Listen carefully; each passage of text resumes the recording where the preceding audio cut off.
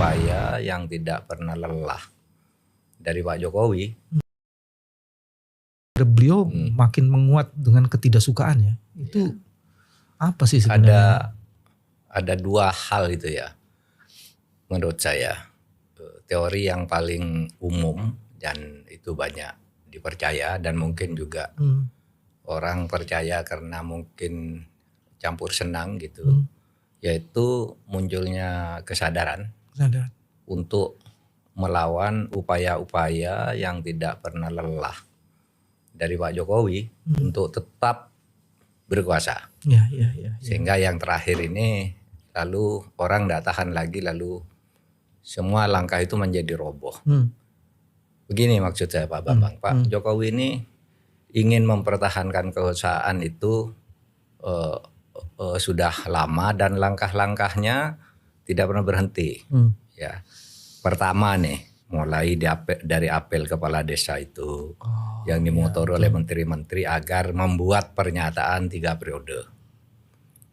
Ada beberapa menteri dan pimpinan partai waktu itu ikut kampanye kan, 3 periode Pak Jokowi masih diperlukan. Tapi masyarakat sipil, pejuang demokrasi dan penegakan hukum ngelawan habis-habisan, partai politik seperti Ibu Mega ngelawan, sehingga itu gagal. Sudah itu dimunculkan lagi ide, kalau tidak bisa 3 periode, diperpanjang 2 tahun atau 3 tahun kan. Karena COVID itu kan mengganggu, pemerintah tidak bisa kerja. Wah itu dilawan lagi kan. Pokoknya harus pemilu. Apapun alasannya Pak Jokowi bagus atau tidak, kalau udah 2 periode habis ya habis. Itu kan pernyataan publik yang didukung juga kemudian oleh Bu Mega. Nah itu akhirnya berhasil kan. Kita menetapkan jadwal pemilu, menetapkan peserta pemilu, tiba-tiba muncul lagi tuh pada bulan April tahun 2023 ketika Partai Prima yang tidak dikenal apa-apa, iya toh dia sudah tidak lolos di KPU, lalu perkara ke Bawaslu, di Bawaslu tetap tidak lolos, perkara ke PT UN, kata PT UN tidak lolos, sudah tidak ikut, tiba-tiba April gugat perdata, kan? Ini pasti rekayasa besar, ya kan? Masa orang tidak tahu bahwa masalah pemilu kok dibawa ke pengadilan perdata? Semua orang tahu, hakimnya bodoh juga. Saya harus katakan, hakimnya ini bodoh atau pura-pura bodoh karena sesuatu. Kan tidak mungkin pemilu kok diadili perdata. Dan itu tiba-tiba kapan gugatnya Partai Prima tuh seperti apa kekuatannya gitu, tiba-tiba menang kan? Yang isinya itu bukan hanya mengabulkan permohonan perdata, tapi meminta KPU menunda keseluruhan proses pemilu. Bayangkan nih udah bulan April tahun 2023. Kan konyol banget tuh. Sudah kurang 10 bulan kan pemilu waktu itu. Wah ramai se-Indonesia gitu.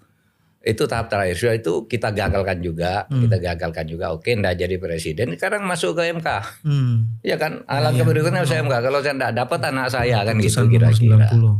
Pakai lagi setelah itu. Ribut lagi kan, ribut. Dan itu jelas melanggar konstitusi, melanggar kepantasan dan sebagainya. Tapi kan ada dalil dalam hukum itu, apa yang putuskan oleh hakim itu mengikat. Ya kan, meskipun Gibran salah, ya mengikat. Konstitusi mengatakan putusan MK final dan mengikat meskipun itu salah kan gitu. Nah kalau salah kok mengikat ya hakimnya dong yang ditindak. Terbukti kan hakimnya, ketuanya harus berhenti, terbukti melanggar tuh. Tapi karena hukum mengatakan apa putusan hakim itu kalau sudah inkrah nggak bisa dilawan ya. Di semua proses itu Bang Mahfud ada yang menarik. Hukum, penegakan hukum dan badan hukum menjadi instrumen dari kekuasaan. Iya itulah. Makanya saya katakan ini udah busuk semua, sudah dibusukkan semua. Karena sesudah itu, sudah Gibran enak muncul lagi tiba-tiba di MA kan, yang Kaisang ingin masuk. Dan itu memang untuk Kaisang aja kan, sesudah itu yang menyatakan mau calon kan hanya Kaisang. Iya kan? Saya siap menghadapi Ridwan Kamil, saya siap menghadapi Anies, saya mau ikut. Kan gitu dia sesudah ada putusan itu. Kan jelas ini permainan. Nah di sini rakyat udah marah kan. MK lalu meluruskan dengan putusan tanggal 20 itu ya 20 ya. Betul.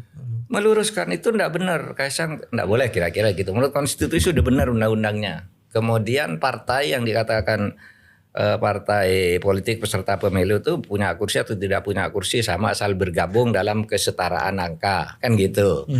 Nah ini yang gila lagi rekayasanya kan begitu putusan itu ada sorenya itu Menkumham kan dipanggil oleh Presiden. Ya pagi putusan jam 10 sore menghadap. Tahu-tahu besok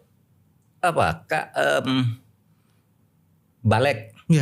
Undang untuk perubahan undang-undang pilkada. Nah tahu enggak Mas Bambang, undang-undang pilkada yang ada itu kan dikatakan yang tanggal 20 Januari 2024. Bulan Januari 2024 hanya Presiden sudah mengajukan perubahan. Lah itu bohongnya 2. Undang-undang 2 tahun bulan Januari 2024. Kok dimnya soal putusan nggak mungkin. MK, nggak mungkin dong, nggak mungkin. Dimnya kok putusan MA dan MK belum ada pada saat belum ada. Putusan MK baru 2 hari, putusan MA-nya baru beberapa minggu lalu, ya kan? Lu kok 20 dikeluarkan lagi udah mati. Padahal saya tahu yang 20 tuh begini, yang 2024 tuh sabu RUU memang Presiden mengajukan DIM RUU yang isinya itu usul mengajukan pilkada dari November ke September. Ya itu kan. Ya. Maksudnya apa? Biar pilkada itu tetap di bawah kendali Pak Jokowi kan gitu. Lalu diuji ini, rencana ini diuji oleh anak UI ke MK.